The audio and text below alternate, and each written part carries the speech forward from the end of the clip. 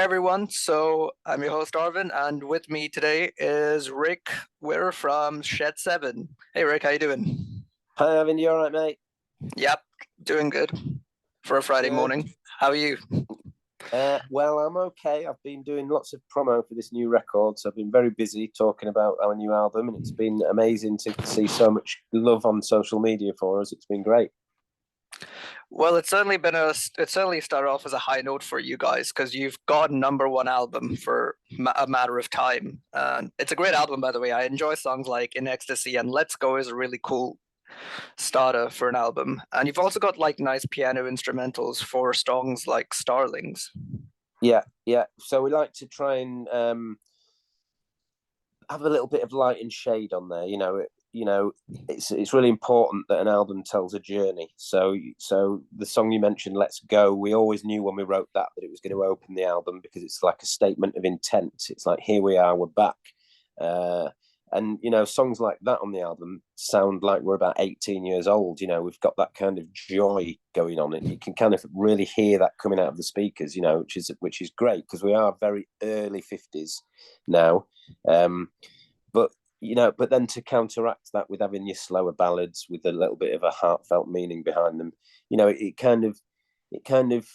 it takes you on a journey. And I think albums are important to do that, to take you on a journey. I mean, so many albums these days, there might be 3 or 4 great songs on there and the rest are kind of just there to pad it out. But for us, it's important that every song stands up to the last one. And as I say, it takes you on a nice journey. So it's important for us to discuss the track order. We wanted to make it flow and ebb. And I think we did a good job there because I think by the time you get to the last track called Throwaways, I'd like to hope that you want to put it back on again from the beginning and listen to it all over again. Right. So how would you describe the writing process for each album? So you said it starts off on a journey. When does the first note of an album get hit? Would it be your guitar player? Would it be yourself? Do you mean in the writing process? Yeah. Yeah, so I mean, obviously, we have to write a set of songs before we can decide where they're going to go on the album. So we've never really changed how we go about the writing process. We've always just approached it in the very same way. So basically, Paul, the guitarist, will send me a guitar hook or a set of chords, and I'll listen to that and I'll put a melody on it. And then after I'm happy with the melody that I've got, I'll then start to put some words to the melody. And sometimes it can take months for a song and sometimes it comes very quickly, but it's only when you've kind of got 12 songs that you're really happy with, you can then start to piece it together and make it become a whole, if you know what I mean. Of course, yeah. So, and you mentioned you've done that with like all your albums from beginning, and you've also done a collab with Rowetta on In Ecstasy as well. Yeah. So how do you reach out to her for that? Was it an instant click for? Well, so when Paul sent me the guitar hook for In Ecstasy, yeah, I'm listening to it, and I came up with the melody, dun dun dun dun dun dun dun, and I thought, oh, that sounds like something Rowetta might have done in the Happy Mondays in 1990, and I thought that was an interesting thought, and I put it to one side. And then when I started writing the words to go with the melody, so I'm starting to think of words like "stand with me in ecstasy," "cover me in ecstasy." Again, I immediately thought that sounds like something Rowetta would actually sing. So because I'd thought it twice, I thought I'm going to reach out to Rowetta, who we know a little bit anyway, and we've played with the Happy Mondays in the past. So I just contacted her and said, "Rowetta, hi, it's Rick. We're writing some new songs. One of them sounds like you should be on it. Do you want to hear it?" And she said, "I'd love to hear it." So we sent it to her in the demo form, and she loved it and said, "I'd love to be involved with this," which is amazing. So with that particular song In Ecstasy, what everyone hears now is what it sounded like in my head before we'd even recorded it, which is pretty amazing. That is pretty magical. Yeah, it's great. Yeah, I know. Wow.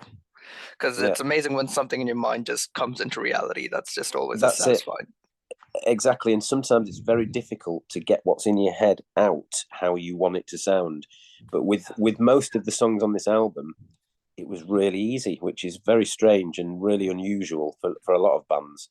So we obviously I think 2022 was the year we wrote all of it. So we obviously Wow. went through quite a purple patch, and everything we were trying seemed to work, So the musical gods must have been looking down on us. Definitely. Which song on the album are you most excited and hyped about performing? Well, to be fair, most of them, to be honest. I mean, it's an album for me that they're all kind of almost singles. They're Yeah, all catchy. definitely. They've all got a hook. They've all people can relate to the lyrics on all of them. However, we have just been doing a tour of record stores and doing little acoustic gigs to promote it. Yeah. And we've been playing Talk of the Town a lot. And that, even in a stripped back acoustic style, we can tell it's going to sound amazing when we play it as a full band, because the people in the room listening to it were loving it that much just as a stripped back acoustic song. So when we've got the full big drums and the big electric guitars going, I think that's going to be a right moment in the set. Yeah, definitely. Talk of the Town is a really cool song. Yeah, it's very catchy, isn't it? It kind of rolls Yeah. along nicely. Yeah. Yeah, and the lyrics are just so on point. Well, thank you. And I did have fun writing those words. I remember sat at home on my settee writing those words, and I was even chuckling to myself while I was jotting the ideas down. So, in verse 2 of that song, somehow I've managed to get in cremation, Mexican waves, and psychiatric doctors all in one little verse, which is pretty cool. Yeah, that line actually hits pretty hard. Not gonna lie. Yeah. So you killed it. So you guys are now celebrating almost 30 years as a band. Yes, this is our 30th anniversary year of releasing records. Yes. Yeah. What would you say have been like the biggest highlights of your career throughout? Well, obviously, the biggest one is the fact we've just gone to number one, because we've never done Of that course. before. So we've just had our biggest career highlight literally last week, which is amazing after 30 years. Yeah. But we've had a great career. We've had ups and we've had downs, and people often ask me, "Is there anything you would change looking back?" But I always say no, because you live your life, and what happens happens. I would much rather look forward and look for the positives than look backwards at the negatives. Oh So yeah. we've had loads of fun. We've been very rock and roll over the years, so I'm surprised we're all still here. But I think it's always good chemistry between band members, and you're like a mini family almost when you go out on tour. Yeah, so again, over the 30 years, we've had ups and downs as people, we're friends, but also being in a band, and being in a band for so long is like being in a marriage. So there's always going to be disagreements, there's always going to be arguments, as well as the good times when everyone's celebrating things. So you've just got to learn to ride with all of these emotions. Lots of bands end up splitting up because they don't get their own way, or they don't get on anymore. But Yeah. I think we've got to the point in our career now where we've been doing it that long that we're all old enough to kind of realize that it doesn't really matter. Yeah. I see. Wow. So that's like so you've grown together over that time, of course. Well, we've grown together longer than that. Me and Paul actually met when we were 11 and bonded over a love of music. And then we started writing songs together when we were 13. So we're talking more like 39 years rather than 30. That is really like a family then. Yeah, it's great. It's cool. It's cool. That's amazing. Not a lot of bands can do that. So that's Yeah. cool. Well, our lives are interlocked. That's always a good thing. And any advice to anyone starting a band in today's times? Well, I would say I think we are now the prime example of never giving up. Always look for your dream, because if you just carry on and keep persisting, anything could happen. So even if you're having a bit of a downtime with things, just swim through it, and you will get out the other side. Um, take the knocks with a pinch of salt. People are always going to be out there to try and knock you down. So just take that with a pinch of salt. Ignore these naysayers. And if your heart's in it and you love doing it enough, anything could happen, really. That is really good advice, because I've met bands and like artists who, of course, when you meet them in person, they have the same insecurities. Like all it can take is one comment. Yeah, and it's hurtful. So we might get 99 brilliant reviews and one really bad review. Yeah, And the nature of life is you're going to listen to the bad review and ignore the 99 good reviews, but it's yeah. not worth it. As speaking as an older man, I think you learn to realize that it doesn't matter. As long as you're having a little bit of success, it doesn't matter. Of course, that is always true. But yeah, I've been told you have to be pretty thick-skinned nowadays in the industry. You do, yes, and the music industry, regardless of that, is very fickle, and times move on very quickly, and people move on to different things really quickly within music. So you've got to ride that wave, and we are solid proof that if you do ride that wave and you don't fall off your surfboard, anything can happen. Definitely, and you've certainly had very cool events. Like you've played Tea in the Park and you've played Top of the Pops as well, which was an awesome experience. I remember you did mention once you had to play a gig and then right after that, straight onto top. Well, it was the other way around. So we had a gig Oh, booked. We had a gig booked in Lancaster, which is in the northwest of England, and because we had a song out in the charts, Top of the Pops wanted us to go and play on it. So we didn't want to cancel the gig. So we went to do Top of the Pops, and you're there all day filming Top of the Pops, and we finished at about 7 o'clock in the evening doing Top of the Pops, and we had to get to Lancaster. So the only way of getting there on time to do the gig was the record label hired a helicopter for us. So we had our own private helicopter. So we got in the helicopter at London and flew to Lancaster. But halfway there, I needed a wee. And I'm thinking, oh no, what's going to happen here now? Because I really needed a wee. So I jokingly said to the pilot through the big headphones and the thing, I said, is there a toilet anywhere we can stop at? Joking, because we're in a helicopter. And he said, let me see what I can do. So he actually phoned up Birmingham Airport saying, I've got a band in my helicopter. I need to get them to Lancaster. One of them needs a toilet. Can we stop at Birmingham Airport?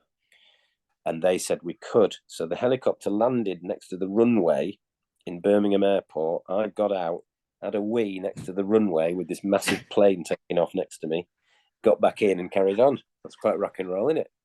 I know that's probably one of the coolest stories I've ever heard from any band ever. um, I think, yeah, even Motorhead probably couldn't top that one. I'm sure they could. Maybe, but yeah, the only other band I've heard doing the helicopter from gig to gig was the Foo Fighters as well. Right, good company, good company. So yeah, that puts you in the very legendary status of rock and roll for that. And speaking of touring and whatnot, how would you compare touring now compared to your first tour, in terms of everything? Well, so obviously our first tours, we were trying to get more well known. So we were trying to get more people on board and to like us, and to hear what we were doing. So the early tours were a lot more hard work in the sense that we played more, we went to more places, we had to kind of work the crowd, get them into us. Whereas nowadays we have a big back catalogue of songs that lots of fans know and love and can't wait to come and hear. So it takes the pressure off quite a lot and it makes everyone relax and we all just get on with it and have a great time, So it's a game of two halves in that respect. But yes, we've certainly put in the groundwork over the years. We've certainly piled up the gig total over the years. Nice. And was your first tour out of interest in a van or a car? Very much so, yeah. Very, very much so, yeah. So before we even had a record deal, we were from York, and we'd get offered the chance to go and play in a pub in London. So that's like a 5-hour journey. And we'd hire a van and we'd have the drums on our laps and we'd drive for 5 hours down to London. We'd play in front of 3 people and then we'd get back in the van and drive home again and arrive home at 6 a.m. in the morning. But it never put us off. It made us more hungry, if anything. Yeah, that is certainly an encouraging thing because that is commitment at its prime when you drive 5 hours, give a full set, even if it's like 3 people. Yeah, that totally. But we've always believed in what we did. I mean, that's another bit of advice I would give to young bands who are up and coming. You've got to appreciate putting in the hours and the hard work before anything's going to happen. And if you still love what you're doing after having to do things like that, then the world's your oyster. Definitely. That is a very good lesson to keep in mind. Yeah, because I've done solo gigs before and I did one in a pub and it was just two people in the entire area. And it But hits did you enjoy it though? Yeah, it was fun just playing the songs and just give your full energy. Even if it's just That, two people, they'll appreciate you. exactly that, Arvind. So there is a small chance you will top the charts at some point in the future with that attitude. Hopefully. But I checked your website and you've got quite a few promo gigs coming up, one in Kensington on London and a few in York. Any more Yeah. coming up that you've yet to? Yes, we are about to announce a big tour at the end of the year as part of the 30th anniversary celebrations. So everyone should keep their eyes out for that. We call it Shedcember because we usually do it in December.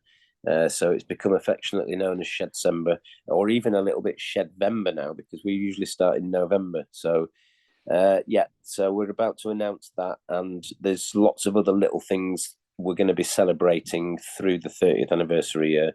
So if people keep going to shed7.com, they will find out everything they need to know.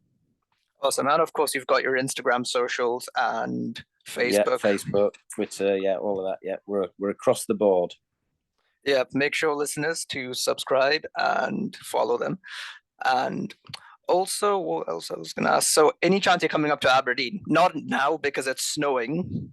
Yeah. But So yes, I think Aberdeen might well be part of this Shedcember thing that we're about to announce. So and we always love coming up to Aberdeen. It's amazing. The music hall is a great venue. Is the music hall still there? of course, yeah, we still have Yeah. bands, and my university does its graduation there now. Oh, brilliant! Right, it's a great venue. It's a great building. Amazing. So hopefully we'll be up there towards the end of the year, and we can come and say hi to everyone. Yeah, definitely gonna make sure to catch that one. Wouldn't want to miss that ever. And you have a what would be so you've toured what would be your favorite touring like country abroad from the UK? Because you've played in Canada and Australia, you've mentioned as well. Yeah. Well, we've played in various places all over Europe. We've been to Indonesia, we've been to Thailand, Japan, America, Australia, as you say, Canada, as you say. I mean, they're all different, and they've all got their own different ways of going about putting gigs on. There isn't really any bad places to play as long as people come and enjoy what they're hearing. Then everywhere is amazing to play, you know. But then, on saying that, places like Japan, there's a special kind of love over there. They absolutely love you. So when we first went there, we were quite concerned because we arrived there and it was a little bit like I would imagine what the Beatles felt like. I'm not saying for 1 minute we're like the Beatles, but every Western band gets treated like that, where people will follow you around everywhere. They'll scream at you in the street, chase you around. So we were thinking, oh, this is good. But then when we went on stage to perform, the crowd were really still and silent. And then at the end of every song, they'd clap politely.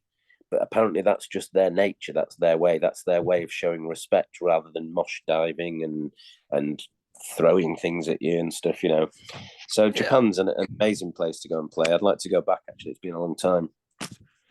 Yeah, because of course different countries have different ways of responding and hyping up to music. Not every country recognizes moshing and yeah, totally, yeah. And everyone's got their own way of behaving, you know. But yeah, that would be really cool to visit all these exotic countries and play music. Yeah, it's an amazing experience, definitely. Yeah, so congratulations. You've got your music pretty much worldwide and you've got a #1 album. Yes, Arvind, it's amazing, isn't it? It's a good way to wake up on a Friday morning. Definitely. And on that note, you've also got plenty other folk that would want to speak to you and hear about your experience as well. Yes, I'm doing quite a lot of chatting with people, but if I can't chat to people now when we've just had a #1 album, then when can I chat to people? So it's all really good. Definitely. And that's just about coming up to time. But thank you for those 20 minutes. They've been really amazing. Oh, thank you. And thank you for the chat. You've been lovely. Thank you, mate. I'm glad. I'll let you get some rest before your next. Okay, good man. Nice one. All right, see you, mate. Bye. Thank you. All the best. Bye-bye. Bye.